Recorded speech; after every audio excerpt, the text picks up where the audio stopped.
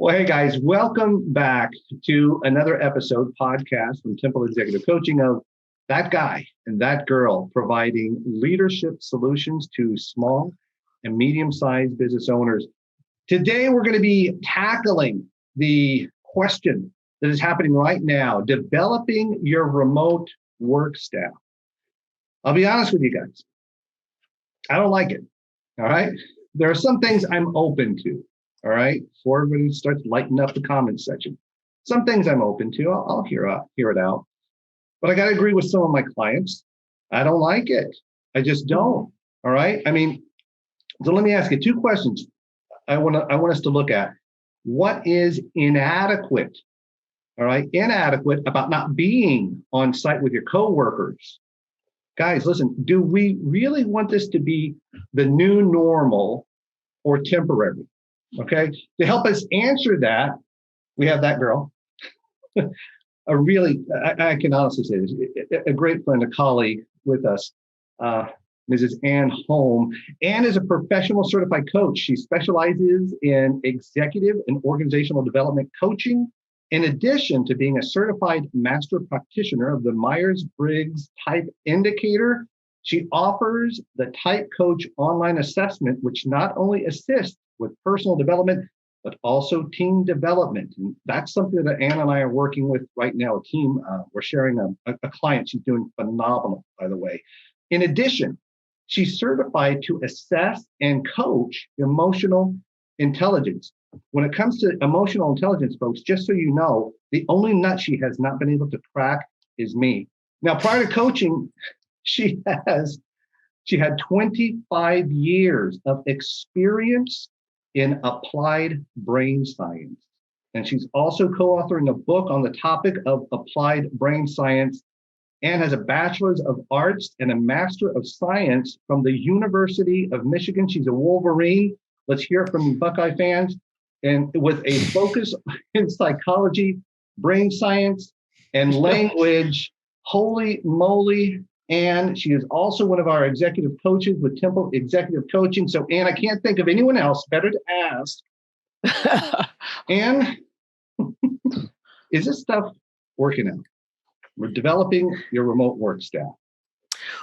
Yeah, well, I'm going to actually answer your question with a question. All right, let's do which is, are you excited about your next Zoom birthday party, Zoom happy hour, Zoom funeral, Zoom baby shower, Zoom wedding? How does that all sit with you? How's that feel? No, I don't like it. How about a Zoom divorce? I mean, maybe I can do that. But am I looking forward to that? No. But Ann, we're talking about the workplace. Let me be devil's advocate here. All right. Okay. We're talking about the workforce, but you just gave examples of more on a personal basis. Right. Birthday parties, weddings, so on and so forth. Yep. Is there really that much of a difference? I mean, are we doing apples to apples here? Yep. You know what? You raise a good point, and I would ask this: are you only a human being when you attend birthdays and happy hours, etc., or are you also a human being when you are working? And so, how would you answer that? And then I'm just going to back it up with some conversation around the way we're wired and why we can't ignore it. All right. Well, I wasn't expecting facts. Damn it. No. We're people. Obviously, we're a little bit different at work than at home, and obviously, yes, vice versa. Yes. Right? So, yes, we're human beings in both settings. Personality may be slightly different, but we're human beings in both settings. Give me some facts. Give me some. Okay. Facts. Okay. So one of the mindsets that I put a heavy amount of consideration to is what I call our ancestral DNA. What I mean by that is there are some things that are sort of baked into us for thousands and thousands of years. And there's a tremendous amount of brain chemistry that goes into those ancient DNA principles. Mhm. I'll give you a perfect example of one, because this one would be that one that listeners would be very, very familiar with. And that is the idea that our DNA was meant to feast or famine. So if we found an opportunity to eat a large number of calories, we did that because our bodies knew that, down the road, we may not have that.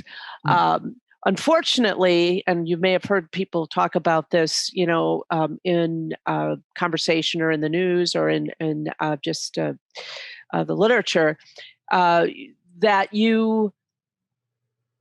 if you go by those impulses of our ancestral DNA, Mhm. you'll eat whenever you see food, and we see food all the time, you see.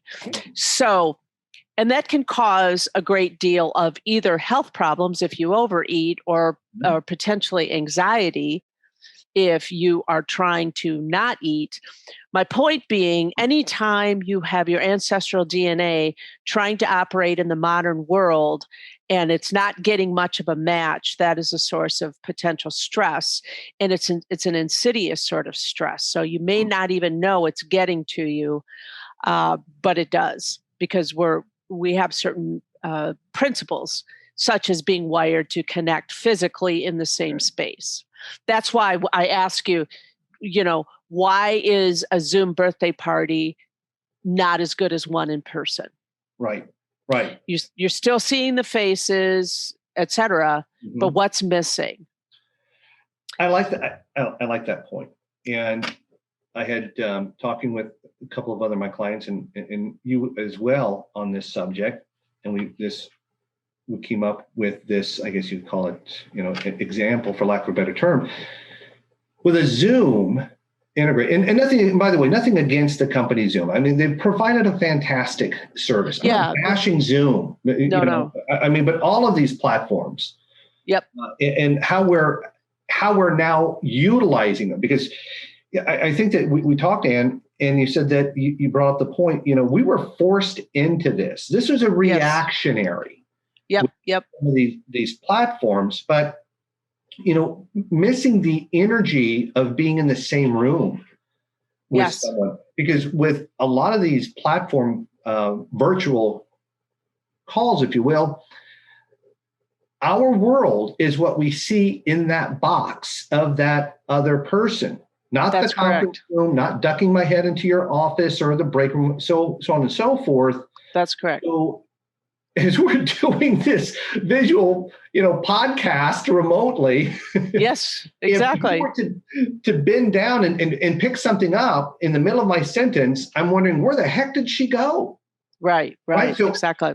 If we're having a team meeting and someone bends down to pick something up, already we're kind of lacking at least with me, lacking in that, being in the same room, that energy, that immediate response. You bend down to pick something up, and it could be a pen that you dropped, or it could be, a donut. I have no clue. My world in interacting with you and everyone else is this little box as big as my computer screen. Right. It's absent of some of those other cues about what's actually going on. And so it can be distracting. I can also add that if you're just doing these remote calls, and there is the possibility that you could have your phone right in front of you and you're doing whatever, your face is in the box, so it looks like you're engaged, but you may not be engaged, because there's nothing that will create that cohesiveness of, we're all in this room, we're all having this conversation, et cetera. So it's unnatural, as I guess the best way I can put it. It's unnatural. Mm-hmm. And so because it's unnatural, it is inherently somewhat stressful. And I will go on record as saying, absolutely, it's nothing against any platform. It's nothing against remote work. I think we can do some work remotely, but to swing the pendulum completely to the other side in the absence of any in-person activity is where I think we're going to start to see some real major league stress.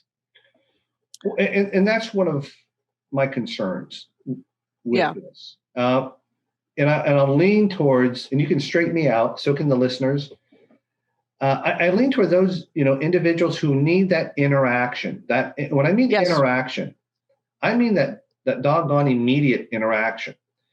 Right. Talking with some of my clients, they brought up the point that sales and customer service seem to be behind a little bit to the work that is getting done, KPIs getting hit, these sort of things, right? Yep. When it comes to other personality types, and I'm going to classify it as, bear with me, data entry, okay? Okay. Where they seem to be doing just fine.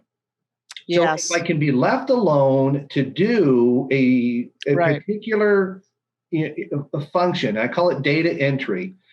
But if I'm in the accounting department and I can, and I can input and log and key in, various elements to the business, I seem to do okay. It almost seems, Ann, now that we kind of talk this out, those who need external energy are suffering. Yes. Those who have external energy can be distracting. Yes. Make sense? Yes. Yes. If an individual is inherently an extroverted person and they don't have ample opportunity to physically talk to people and feel the energy building, they can find themselves to being distractible, having a hard time staying focused. One of my brothers has worked from home, has had office from his home for years. And one of the things that he talked about to me a number of times over the years prior to the pandemic and everything else is that sometimes he has a hard time getting started, getting focused, because he is an extrovert. And so extroverts need that external human energy to find the focus and the initiative to get started. Somebody who's introverted, maybe that won't be an issue for them. We want to be careful about stereotyping, to be sure, but in general, people who really play off of other individuals and become more creative, more collaborative, the more time they spend with other individuals in a physical space. Those are the types of things that we potentially could lose by doing all remote work. Yeah, I was wondering about that. And I don't know if you have, I'm going to say articles or links or something that substantiate the DNA element of that. Yes. We're tribes. We are meant to be together. Yes. If I were to think of, here's the book. Oh, what's it called? The book is what's it called? Positive Evolutionary Psychology: Darwin's Guide to Living a Richer Life. So basically, what this is to living a richer life. Darwin's Guide. So basically, Darwin was a theory of evolution and all of that. And so basically, it's talking about the idea that we have to pay at least some attention to our evolutionary DNA. Another example is we're wired to move. If we don't have physical exercise, we start to have problems, not just with our physical, our hearts and lungs and all that stuff, but our minds. Our minds are enhanced when we move, and it's based on this idea that even though we have certain changes, like we now know how to interface with computers and things like that, and then of course the caveman didn't. We still haven't evolved out of some of that basic DNA, is what I'm saying. And you see it in food, You Right. see it in exercise. You see it in connection. In fact, there's even research around elderly people who live longer. They live longer if they're connected in a meaningful way to other people. Oh. You can basically die of lack of connection, or you can become depressed because it is wired into our DNA to be connected, and not just connected through some sort of an online platform. Mhm. If you talk to any, elderly individual and you say to them, I think I'm going to come over and see you today. Oh, no, no, no, no. Zoom is fine. FaceTime is fine. No, said no older person ever, right? Yeah. Right? So Right. it's, Yeah. yeah. So it's always better in person because there's something about our ancestral DNA that says we are meant to be connected physically Mhm. in the same physical space, not the same cyberspace, but Ah, the same physical space. And in that, our brain chemistry reacts positively towards those experiences. okay. So that's why when I started out and I said, do you want to go to another, virtual happy hour? Or would you like to meet over at the actual bar? How many people are going to say, oh, no, no, no, virtual's good enough. I'm happy to be sitting here. And, I'm glad you're over there and you're over there.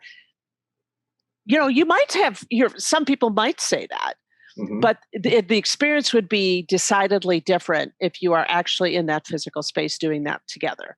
The energy, the synergy, et cetera, would be decidedly different, and I would say enhanced with that physical presence.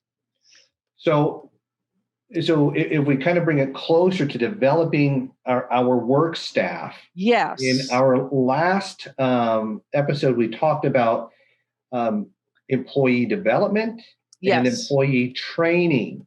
And there's a yes, distinct difference between the two of development and training. So yes, yes, now we're looking at developing employees on a yes, remote basis. And I'm yes, kind of seeing a lot of things. I'm really kind of wondering where this remote developing is going to be going. Are we developing, going, interacting with others that are going to always be remote, and mm, we're all here yeah, on site?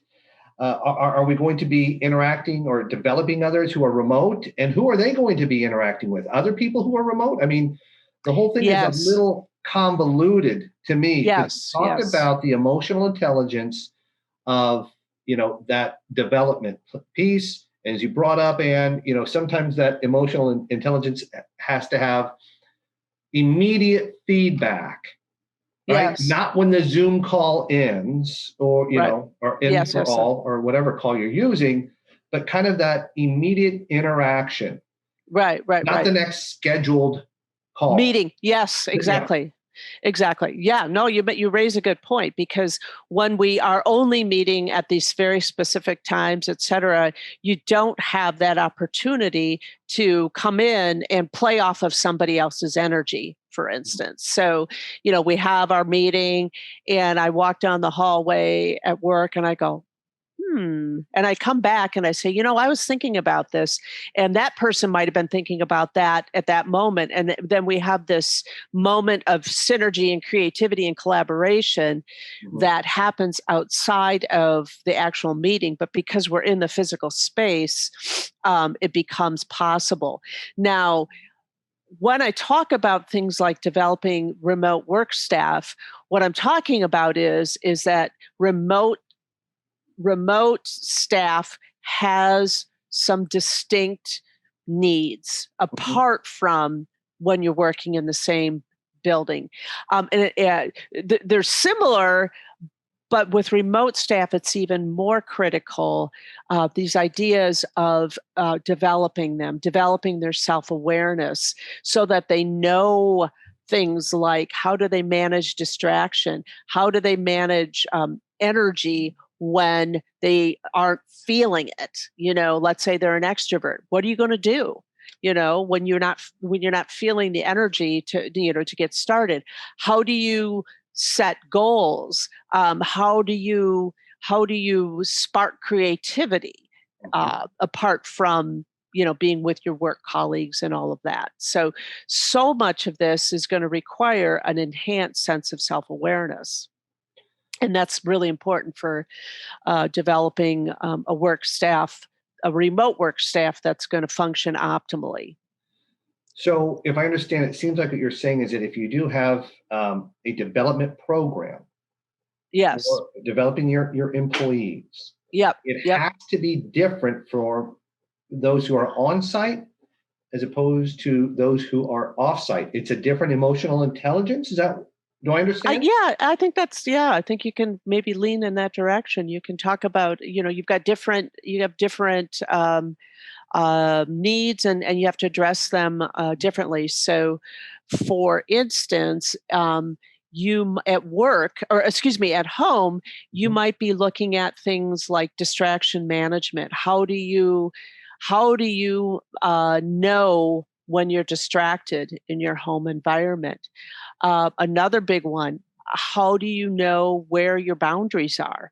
Because one of the things that has come out of this pandemic conversation is, people aren't commuting, obviously, Right. but they're working more than ever, and the boundary between home and work is starting to mix quite a bit. So, Mhm. people might find themselves flipping open their laptop at 8 o'clock at night or something like that. And sometimes that's an okay thing. Maybe if you're a night owl or something like that. I mean, there's an exception to every principle I'm talking about. Right. But in general, these are the things that I would start looking at if I had a remote staff, which is, do they know how to manage the work, personal life dichotomy within their home?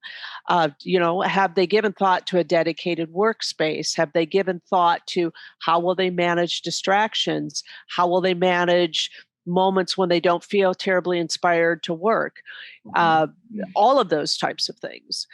What happens if you're extroverted and you don't see anybody all day long except for a couple of Zoom meetings? Yeah, Those are real questions. no, they're actual beneficial questions. Yeah. Look, Yep. I know that we all have seen, clips that have circulated around YouTube and LinkedIn, and how cute and darling it was to have your kids come in and share a kind of a funny moment during a business meeting, or your cat jumps up on the table, for kitten lovers, or the dog lovers, your dog starts going nuts, and starts barking, and you've got the person who's in the middle of a sales presentation, trying to mute their phone in between, or you see them doing a lot of this.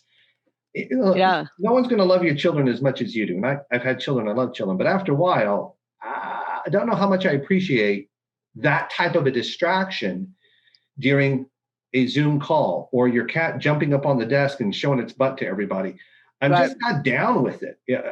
Yeah. So, Well, and that's you have, everybody's got a wide range of tolerance, for that kind of thing. There's a really funny commercial on where a guy is, I don't know if you've seen this, but because I watch the basketball a lot, it's on a lot of sports channels, but as a guy, he's having a major presentation with the board of some company, and the kid comes in and he puts something on his dad's nose, and the other kid comes in and they go, "Who are you talking to, Dad?" I think it's for an insurance commercial like Geico or something. And but basically it's playing off of the kinds of challenges that we see um, in the work from home environment, which is the kid that can come in potentially and interrupt an important meeting, et cetera. And of course, when they're all back in school, maybe that's going to be a little less of an issue.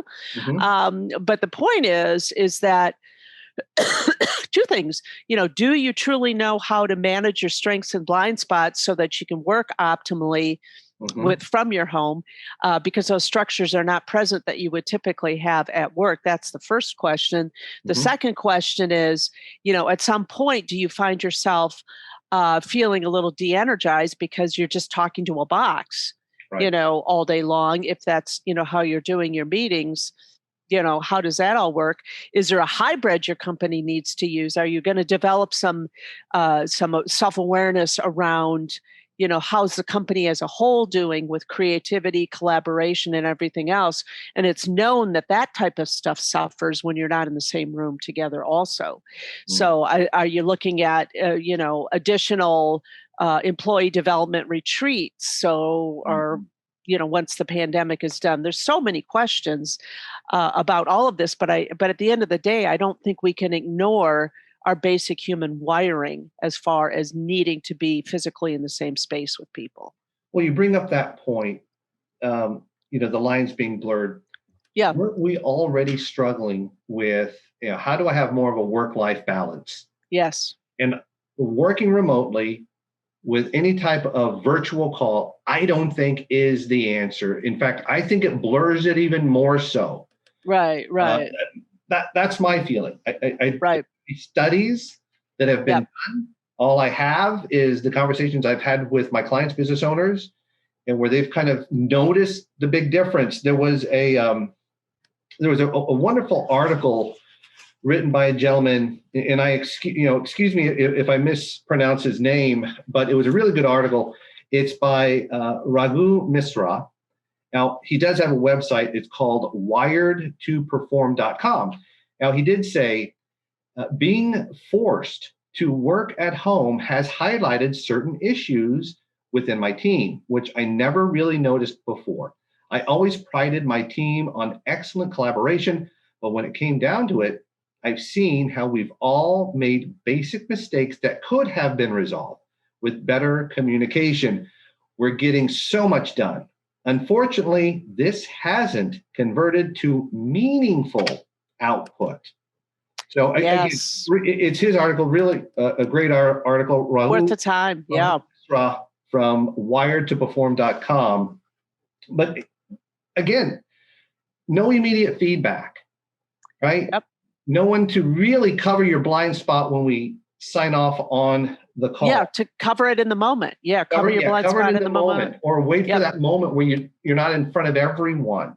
Or just kind of that one-on-one to step away and say, I think I may have misunderstood, or maybe I need some additional clarity. There's none of that immediate back and forth. So it feels like we're getting a bunch of stuff done, but unfortunately, is it the right stuff? Is it the right stuff? Is it? Yes. Is it? I think what he's brought up is really, really key here, which is the idea of creativity and collaboration. That kind of stuff happens not as you're checking things off on your list, but it happens in organic conversations when, you say something and he says something and you say something and then somebody else chimes in. And then you start heading in a direction of cutting edge thinking, for instance. And if you don't have that, if you can't do that, obviously because of the pandemic, we haven't been able to get together in those spaces. We haven't. That's all there is to it. And you got to play with the cards you're dealt at the moment. So, but having a blind spot around saying, something, this is just like working like we're in the same room together. If you're saying things like, we're fine. We're just as creative and collaborative as we were when we were in the same, room together or in the same building. I think that's a blind spot. I think that's I wish we were kind of a statement rather than the reality. Now, I was chatting with a client last week, and they have 20 people throughout the country, and they have been remote all along. However, they have had retreats where they meet in person for these creative collaborative moments. Obviously, they haven't been able to do that because of the pandemic, but they know something's missing because they contacted me to help with some sort of a team building, organizational development sort of an exercise that could be done remotely. So they're feeling it. They're feeling it. Yeah. There's a magazine, the Harvard Business Review came out in December of 2020 called The Work from Home the work from anywhere future right here. Okay. And they talk about lessons from organizations that have made the transition and flourished. Now, interestingly, as I've read that, Right. There's been comments about, well, they do get together a few times per year. Okay. They've had to do some very specific employee development types of exercises so that people are aware of, certain blind spots, certain tendencies they have as far as how they work. Some of the stuff we've already talked about is in this article. I suspect at the end of the day, Mike, we're going to decide that we need a blend, that some things can be done from home. Some of the most important things that we do, though, need to be done in the presence of others, because at the end of the day, that's how we're wired to do our best work. Agreed. I would like to think that we, as humans, we're very resourceful. Help me here. We're very resourceful when when we come against obstacles. Right. I think this is more of a celebration, not as this is going to be the new normal. Right. We had to patch the boat to continue forward. Right. That's a great analogy. I would hope to think that we would want a repaired boat completely, not a patched boat, to continue moving forward, and that this is a temporary moment and it's more of a celebration of, look, we figured out how to get through it during these difficult times until we could come back together and be that energized, cohesive team that we once were. Well, to your point, Ann, what we have learned is that it might not be such a terrible idea to have maybe a little bit of a hybrid platform here. If we are going to have a hybrid platform, if we are going to be having some employees, some staff that is remote, who should be remote, who should not be remote?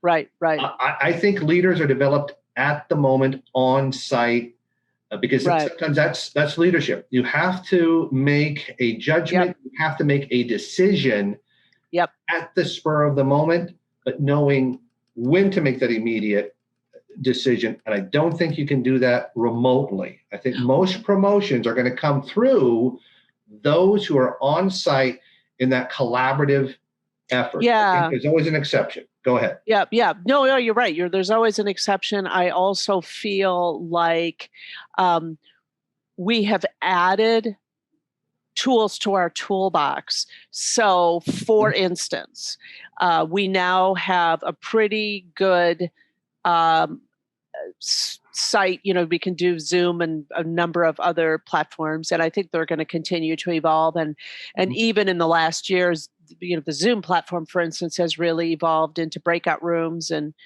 things like that. So, we've necessity is the mother of invention. So we've added tools to our toolbox. And I think we should celebrate that. Where I live here in Minnesota, we get snowstorms, and it would be nice to be able to say, if you're a teacher, hey, look, it's a snow day, but we're going to have you sign on to Zoom to pick your classes, to take 3 or 4 classes for the day. Or, we have this important meeting and we had really hoped to, talk about some important things here. However, we have a snowstorm. And so we're going to, get together and we're going to do it by way of a remote setting. I think we have tools in our toolbox, and I think we have opportunities where maybe somebody says, hey, a lot of this work, I would be sitting at a desk in my office by myself. Why don't I do it from home? So 3 days you work from home. There's going to be a multiple combinations of opportunities here.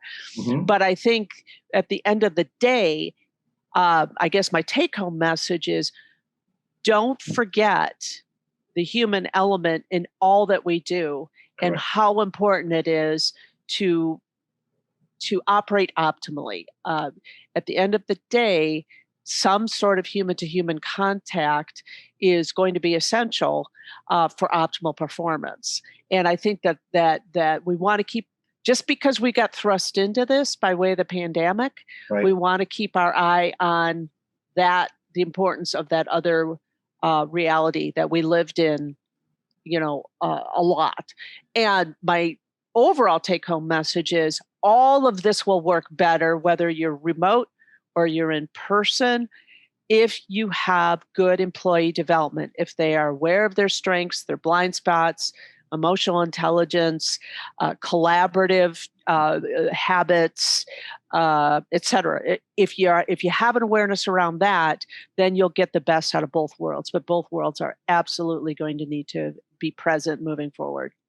Makes sense. And again, thank you so much for bringing context to this I don't know if it's controversial, but this question that so many business owners are dealing with. Pressing, yes. Yes, very pressing issue. It's been on the mindset of a lot of my clients, and even those that aren't my clients who own a business who have talked about this. Listeners, if you have any additional questions, any thoughts, something you'd like to ask Ann, you can reach Ann at Temple Executive Coaching, and that is spelled, I learned this. ANN, no E.